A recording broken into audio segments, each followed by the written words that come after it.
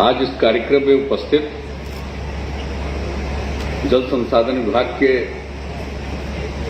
माननीय मंत्री श्री संजय कुमार झा जी,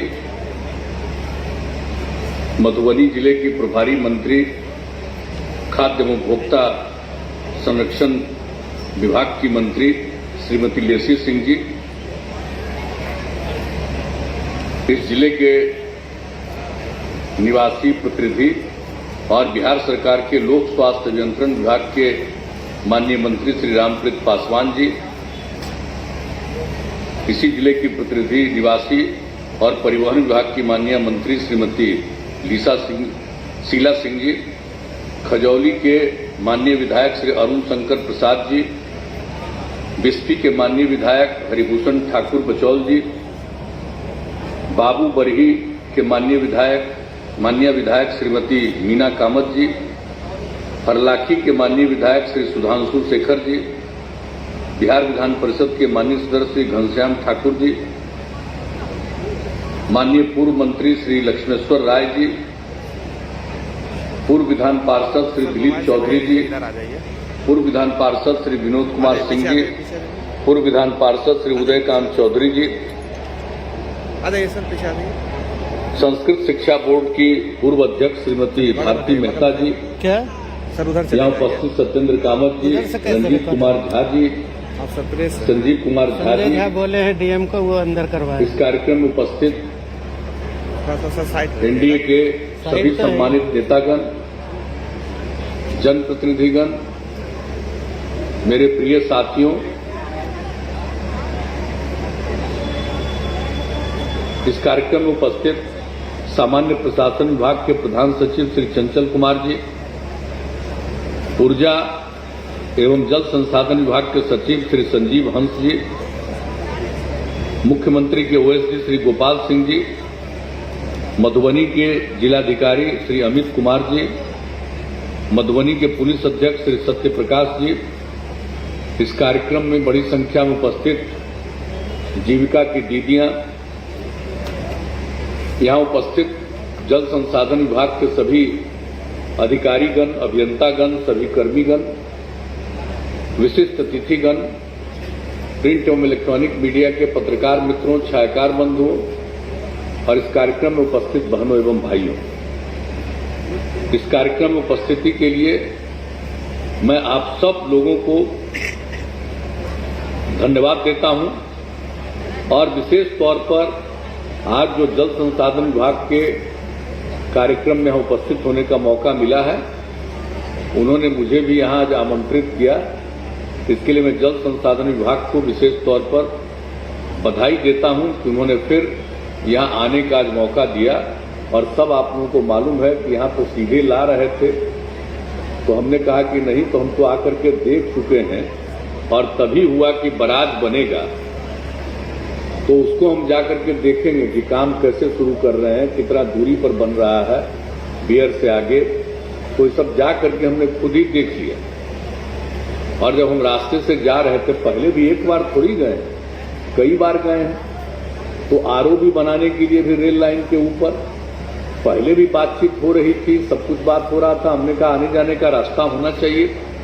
तो आज तो हम जा रहे थे, तो हमने रुक करके ही जानबूझ करके हमने डीएम को भी बुलाया और हमने कहा कि भाई देखिए, जब आरओ भी बनता है तो रेल मंत्रालय को इसको स्वीकृत करना है और इसमें एक हिस्सा, मैंने कहने के लिए तो हमारे समय से ही कहा जाता है, जब हम रेल मंत्री थे श्रद्धेय अटल जी की सरकार में, 50-50% दोनों का, तो वो तो होता नहीं है। अप्रोच में जितना पैसा लगता है राज्य सरकार को देना पड़ता है और ब्रिज में जितना पैसा लगता है वो अपना रेल देता है। लेकिन वो तो एक अलग चीज है। हमने आज यहां देख लिया, कहा कि इसके लिए और कई चीजों के लिए तो राज्य सरकार को निर्णय करना पड़ेगा कि भाई अगर रेल मंत्रालय सक्रिय इसके लिए सहमत हो या नहीं हो, वो आधा पैसा देने को तैयार नहीं हो तो भी कोई बात नहीं है। तो इसलिए हमने आज कह दिया और हमने बता भी दिया कि यही रास्ता हो सकता है और इसी रूट में आप देख लीजिए और इसका अंतिम रूप से प्रस्ताव भेज दीजिए। राज्य सरकार की तरफ से ही ये रोड ओवर ब्रिज बनवाया जाएगा। यही हमने देख लिया, हमने कहा कि भाई ये तो इतना महत्वपूर्ण जगह है ये। अब इस महत्वपूर्ण जगह में जब हम लोग देखते हैं तो अब लोगों को आने जाने में कितनी दिक्कत है और नेपाल के ठीक बगल में है, तो कई प्रकार की दिक्कतें लोगों को होती रहती है। तो ऐसी स्थिति में यहाँ पर ये बन जाना चाहिए और ये शहर की आबादी भी तो बढ़ती चली जा रही है, तो सब स्थिति में और ये शहर भी विकसित हो रहा है और ये एक महत्वपूर्ण जगह है। हमारे बिहार के कई महत्वपूर्ण जगहों में यह भी एक स्थान है, इसलिए मुझको लगा कि यहाँ पर भी रोड ओवर ब्रिज बनवाना चाहिए। तो आज तो उसके बारे में कहा, तो खैर हम तो आए और सब कुछ को जो प्रोग्राम जो प्रोजेक्ट के लिए जिसके लिए सैंक्शन हुआ और जिसका टेंडर हो गया और जिसके बाद स्वीकृति मिल गई और अब कार्यारंभ प्रारंभ हो गया, तो आज इन लोगों ने जब मुझको बुलाया तो हम जाकर के हमने देख लिया, अब वो कार्यारंभ हो रहा है। ये सबसे बड़ी बात है कि कमला नदी पर जो बराज निर्माण का काम है वो शुरू कर रहे हैं। जो बियर था, हम लोगों ने तो पिछली बार ही देखा, वो बियर तो पहले बना है 70 में, तो उस समय तो ठीक बना, लेकिन अब जिस तरह से इसमें फ्लो पानी का बढ़ता चला जा रहा है और पानी का फ्लो तो बढ़ता ही है, जल का स्तर जो है नदी का तो और ऊंचा होता चला जा रहा है ना। तो जब बना आज से 50 साल पहले, तो अब वो उतना इफेक्टिव नहीं है, ये हम लोगों ने पिछले ही साल महसूस कर लिया था। तो उसी समय ये बात हो रही थी, बैठ करके मीटिंग हम लोगों ने की और यही हुआ कि इसका एक ही रास्ता है कि बराज बन जाए। तो हमने उसी समय कहा कि एकदम बिल्कुल प्रस्ताव लाइए और एक्सपर्ट के बारे में उन्होंने बताया कि बाहर से बुला करके दिखवाया और कहां पर कैसे बनेगा ये सब करवा लिया और अंत में ला करके इन लोगों ने प्रस्ताव दिया जिसको स्वीकृति मिली और अब टेंडर हो गया, अब उसको कार्यारंभ हो रहा है। तो उस दिन आप लोगों ने बुलाया तो मुझे खुशी है, इससे सुविधा होगी। इससे आप समझ लीजिए कि पानी का जो फ्लो है, अब आप जिस तरह से पानी फैल जाता है जगह जगह और शहर को और गांव के कई गांवों को बर्बाद करता है, परेशान करता है, वो नहीं कर पाएगा। तो उसमें तो नियंत्रित रहता है। और दूसरी बात है कि बाद में सिंचाई के लिए भी वो उपयोगिता होती है, ये रहता है, तो उस पानी को प्रिजर्व किया जाता है। तो इसलिए इसके लिए बराज का तो बहुत बड़ा इंपॉर्टेंस है, तो जो हम लोगों ने किया, तो आज से मुझे खुशी है कि बराज का काम शुरू हो रहा है और इसके चलते लोगों को बहुत बहुत लाभ मिलेगा। और जो भी बाएं और दाएं तटबंध, कमला बलान नदी का दोनों तटबंध, जो जिस तरह से नुकसान हुआ था 19 में, तो हम लोगों ने तो देखा था और आप नहीं, पहले भी नुकसान हुआ, उसमें भी बहुत ज्यादा नुकसान हुआ। उस दिन तो हम आकर के देखे हैं ना, ये 12 तारीख को हुआ, 12 में जुलाई में, और हम लोग मीटिंग कर रहे थे 13 को पटना में, और पटना में विधानसभा विधान परिषद के सभी माननीय सदस्यों को साथ में बैठा करके और इस देश में अपने राज्य के विकास के लिए, और उसी में हम लोगों ने जल जीवन हरियाली अभियान का निर्णय लिया। और उस दिन हम लोग दिन भर बैठे थे, 8-9 घंटा, और उसके बाद जैसे ही वहां से निकले तब पता चला था यहाँ के बारे में स्थिति। तो अगले दिन फिर इनको हम लेकर के, मंत्री जी को लेकर के, हम एरियली इसको एक एक चीज को सर्वे किया था। हमने कहा कि तो बड़ा नुकसान हुआ। तो जब उसी समय और पहले भी तो होता ही है, तो ये सब चीजों के बारे में तय कर दिया गया था कि भाई इस सब चीज की सुरक्षा के लिए ये कमला बलान नदी के दोनों तटबंध बायां और दायां पर पिपरा घाट पुल से ठेंगहा पुल तक 80 किलोमीटर की लंबाई में तटबंध का उच्चीकरण। अब तटबंध का उच्चीकरण होगा, उसका सुदृढ़ीकरण होगा, पक्कीकरण कार्य होगा, मतलब जो चलने के लिए रोड है पक्कीकरण के कारण, तो उसमें सब लोगों को कितनी सहूलियत मिलेगी और दोनों तरफ। तो ये सब देखा गया था। और जब दोबारा हम लोग आए थे 20 में भी, तो उस समय भी हम लोगों ने इसको ठीक ढंग से देख लिया था ऊपर से कि भाई इसके लिए बहुत जरूरी है, और इसके बारे में निर्णय लिया गया। तो आज दोनों चीजों के लिए जो आप लोगों ने शुरुआत उसकी करा दी है, तो मुझे तो खुशी है। और अनेक चीजों के बारे में आप लोगों ने चर्चा कर दी है, ये खुशी की बात है। और आप जानते हैं कि अब हम लोग तो एक एक जगह पर बाढ़ से राहत दिलाने के लिए तो पहले काम नहीं होता था, लेकिन जब बिहार के लोगों ने हम लोगों को काम करने का मौका दिया 2005 में, और उसके बाद से जो हम लोगों ने इसको देखा, तो जरा याद करिए कि हम लोगों ने जो उसके लिए सारे नियम बनाए, और उसी समय से, और 2007 में जो हुआ था 22 जिला प्रभावित हो गया था, और 2007 में इसमें तो सब इलाका प्रभावित हुआ था। तो जितना ज्यादा काम किया, दरभंगा में सबसे पहले हम पहुंचे थे, तो एक एक काम किया गया और सबके लिए राहत पहुंचाने का। और उसी समय हमने कहा था कि सरकार के खजाने पर आपदा पीड़ितों का सबसे पहला अधिकार है, और उसी समय से हम लोगों ने काम करना शुरू किया, देना शुरू किया था 1 क्विंटल अनाज ना। तो उसी तरह से हमको दरभंगा में एक बार हम बाद में गए तो हमको क्विंटलिया बाबा कह रहा था, तो हमने कहा कि भाई गजब का है, इतना फायदा हुआ। तो बाद में तो हमने कहा इससे भी आगे करना होगा, तब हर परिवार को 6,000 रुपया इसकी शुरुआत करा दी थी। बिहार में हुआ है, ये जान लीजिए, और बिहार में ही शुरुआत हम लोगों ने किया। तो ये सारा काम तो हम लोग करते ही रहते हैं। तो उसी से लोगों के बचाव के लिए इन सब चीजों का देखभाल। अब तो नेपाल से ज्यादातर नदियां ना आती है भाई, तो नेपाल से नदी आ जाता है, सारा पानी यहीं आ जाता है, तो सब तरह से जानते ही है। तो जो लेवल जो है नदी का तो बढ़ते न जाता है नीचे से, ऊपर से तो आता है पानी तो समूचा का समूचा तो नीचे चला आता, तो धीरे धीरे वो ऊंचा होता चला जाता है, तो उसमें ज्यादातर लोग परेशान होते हैं, तबाही होती है। तो इन सब चीजों को देखते हुए, इसको ध्यान में रखते हुए सारा काम किया जा रहा, तो ये बहुत जरूरी है। और इसी के लिए हम तो पूरे बाढ़ के समय भी घूमते हैं, बाद में भी देखते हैं, इसकी समीक्षा करते हैं। और आपको मालूम है कि जो ये जल संसाधन विभाग था, इस जल संसाधन विभाग में जब हमको लगा कि भाई 2 तरह का काम, एक तरफ सिंचाई है और दूसरा बाढ़ से बचाना है लोगों को, तो दोनों काम करना है। तो इसलिए, और कभी कभी सिंचाई का काम बहुत कम, तो इसलिए हमने पूरे विभाग को आदेश दिया कि इसको 2 भाग में चलाइए विभाग के अंदर। तो इसको जो शुरू किया है 15 से, तो आज देखिए, तो बाढ़ राहत के लिए भी जो जरूरी चीज है, बाढ़ के लिए जो भी स्थिति आती है उसमें जो जल संसाधन विभाग की जिम्मेवारी है उसके लिए भी काम करता है।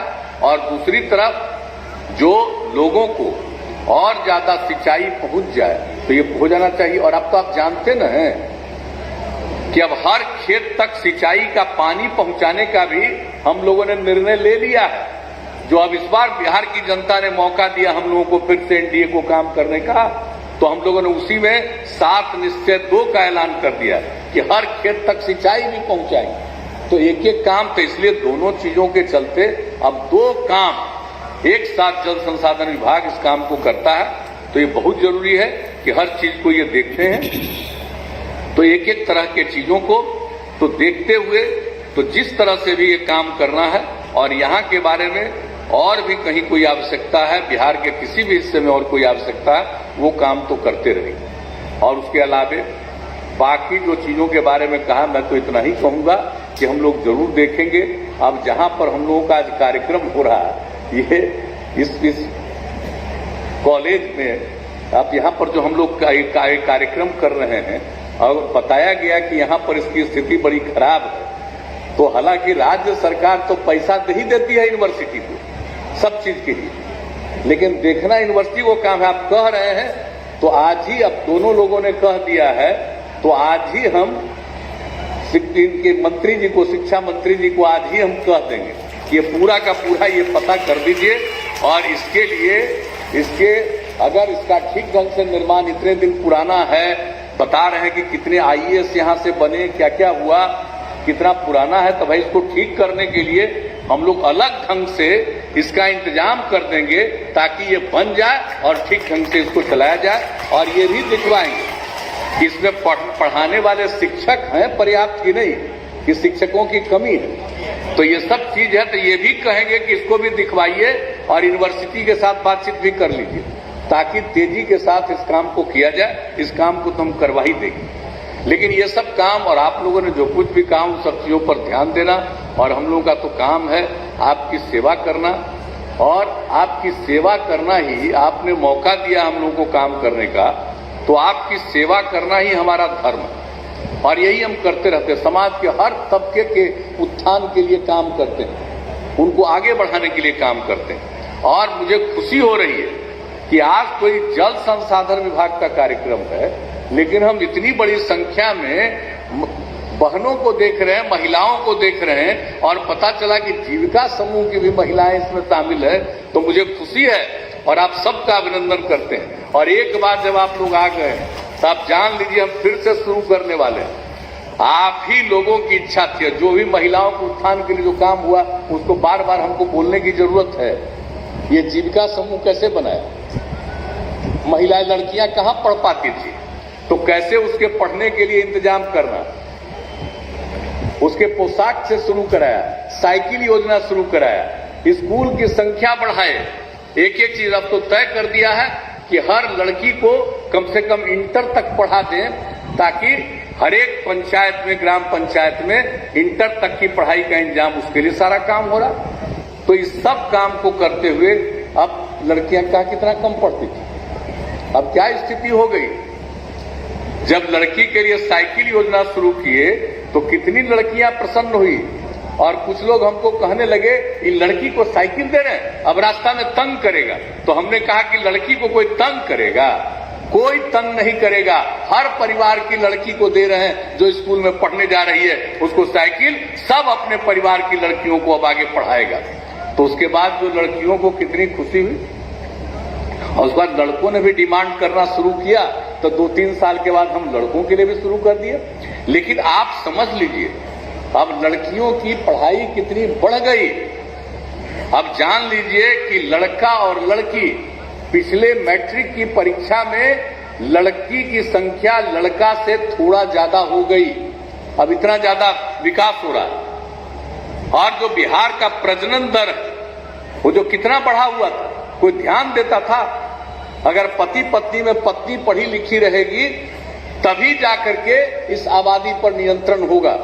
और वही करते करते हम लोग काम कर रहे हैं। जब हम लोगों को मौका मिला काम करने का, तो एक परिवार में पति पत्नी में एवरेज रेट क्या था प्रजनन दर? 4.3। आप लड़कियों को पढ़ाते रहे और देख लीजिए कि आज नतीजा कहां पहुंचा है। अब प्रजनन दर 3 पर आ गया है, और इसी तरह से आगे होगा तो प्रजनन दर 2 पर आएगा, तो पूरी की पूरी आबादी भी नियंत्रित होगी। इसलिए हम लोगों का तो सब तो काम है ही, लेकिन यही नहीं न किए। और लोग महिलाओं का कहां कितना इस्तेमाल करते थे, बहुत कम इस्तेमाल करते थे। घरे में बंद रहती थी, कुछ लोग खेत वेत में भरे जाती थी, लेकिन कहीं कोई काम नहीं। और इसलिए महिलाओं को आगे बढ़ाने के लिए जो हम लोगों ने काम करना शुरू किया, और यही जो जीविका समूह बनाया, स्वयं सहायता समूह कितना कम था, लेकिन हमने उसके बाद जीविका समूह शुरू किया। नाम दिया हुआ जीविका हम लोगों का है, भूलिएगा नहीं नई पीढ़ी के लोग। और जीविका समूह का काम इतना अच्छा, और बिहार में स्वयं सहायता समूह बहुत कम, और जब जीविका समूह का काम बढ़िया हुआ तो उस समय की जो सरकार के लोग थे आकर के देखे, कहा तो बड़ा बढ़िया है। तब फिर दिल्ली में पूरे जगह नामकरण किया आजीविका समूह, बिहार की जीविका के नाम पर। इस बात को भूलिएगा मत कभी, नहीं तो पता चलेगा कि हम तो काम करते रहते हैं। तो जो बात किया हुआ है शुरुआती दौर का, सब भूल जाएंगे। भुला जाइएगा कि जीविका कैसे बना और जीविका का क्या मतलब था। तो जीविका समूह, और सब जीविका के लोगों को याद कराएंगे कि भूलिएगा मत, हम तो कितना जा करके देखते थे कि किस तरह से काम हो रहा। आज आप आई हुए इसलिए आपको हम इस बात को कह रहे।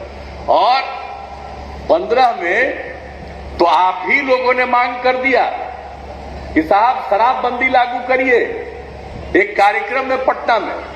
तो पहले जैसे ही आप लोगों ने मांग किया, तो हमने खड़ा होकर के अपना भाषण देकर के बैठने जा रहे थे, तब पीछे से मांग किया, आके कहा कि अगली बार अगर आने का मौका मिला, बिहार के चुनाव होने वाला था 15 में, तो अगर फिर से मौका मिला तो हम जरूर शराबबंदी लागू करेंगे। और उसके बाद शराबबंदी भी लागू कर दिया। बीच में गड़बड़ करता है, याद रखिएगा, आप लोगों के कहने पर सब कुछ हुआ है, भूलिएगा कभी मत। और इसलिए फिर हम अभियान चलाने वाले हैं। इसी महीने 22 तारीख से अभियान हम चलाने वाले हैं। हर जगह पर हम जाएंगे, हर कमिश्नरी में, और सब जगह, और कुछ कमिश्नरी में 2 जगह। तो यहां पर तक कल दरभंगा और आज आपके बीच में आ गए, तो अब तो शुरू कर दीजिएगा। यहां से कहां शुरू? मोतिहारी से तो शुरू करेंगे, यहां पर तो समस्तीपुर करेंगे ना, समस्तीपुर में होगा। तो आप समझ लीजिए कि सब जगह जाकर के फिर इसके लिए हम अभियान, और इन सब चीजों के लिए, और जो कुछ भी होता है, तो इन सब चीजों के लिए अभियान जो चलाने का हमने निर्णय लिया कि फिर इसको करेंगे। और अभी तो पकड़ धकड़ बहुत हो रहा है, लेकिन कुछ तो गड़बड़ होता ही न है जी। बाएं दाएं करने वाला आदमी तो कुछ होता ही न है। मनुष्य का जो स्वभाव है, आप चाहे जितना बढ़िया काम करिए, कुछ न कुछ तो गड़बड़ करेगा ही। तो कुछ तो गड़बड़ करने वाला है। दारू पी लेगा और मर जाएगा। तो जब दारू पियोगे तो कोई गड़बड़ दारू देगा, मरोगे। क्यों पीते हो?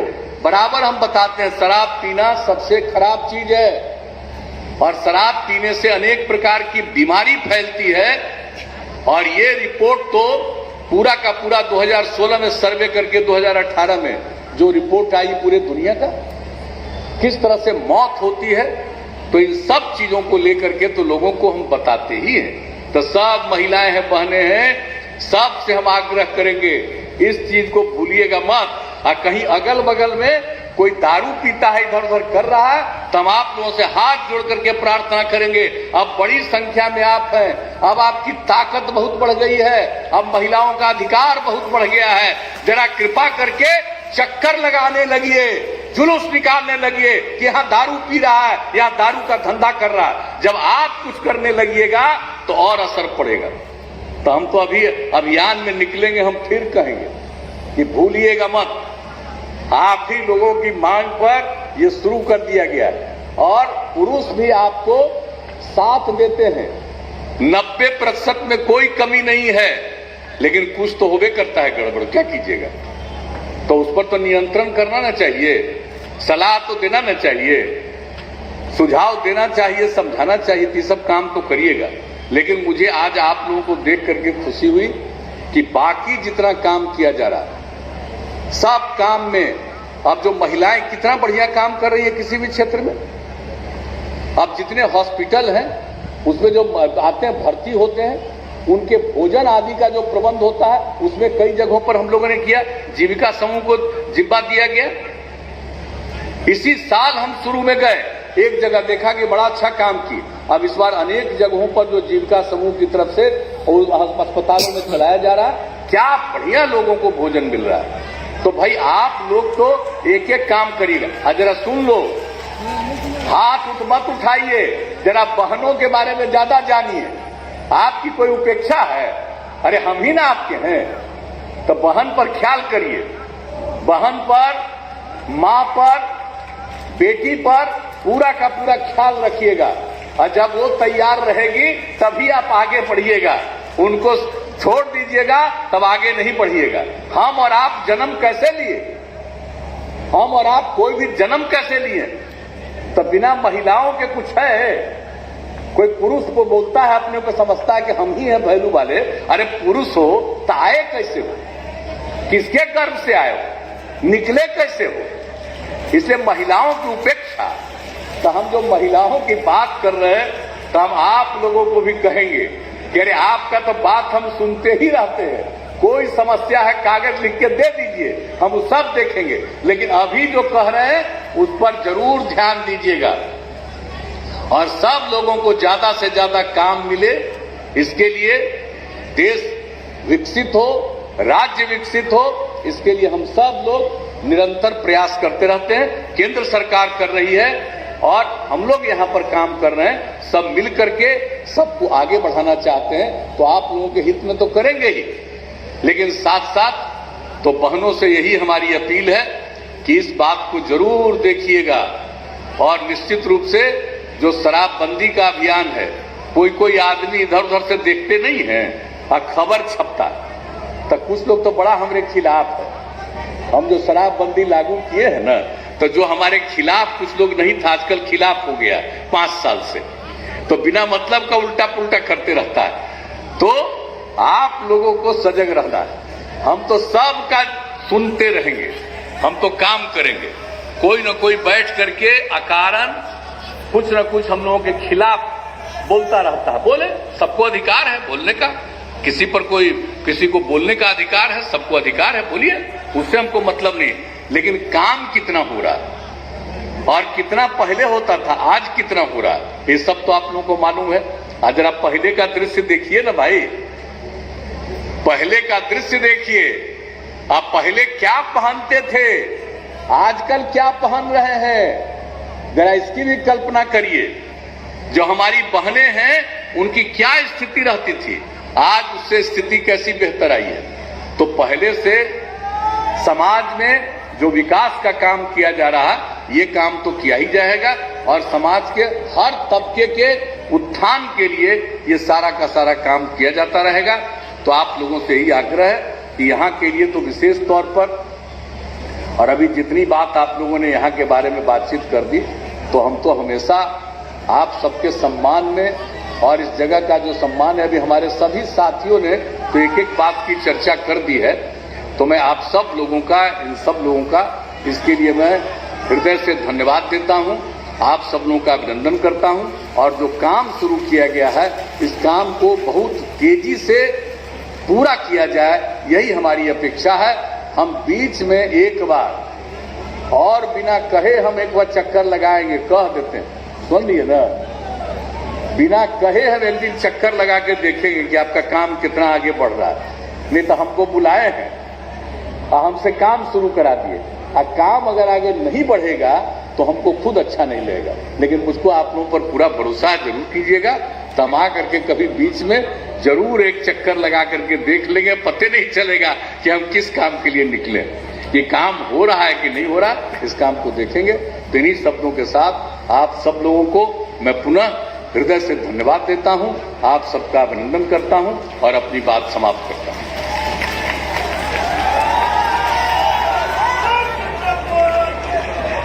कोटि कोटि धन्यवाद माननीय मुख्यमंत्री महोदय का इस अवसर पर अपना आशीर्वाद, शुभकामनाएं और मार्गदर्शन देने के लिए। और अब मैं जिला पदाधिकारी मधुबनी श्री अमित कुमार जी से आग्रह करूंगी कि सबसे पहले माननीय मुख्यमंत्री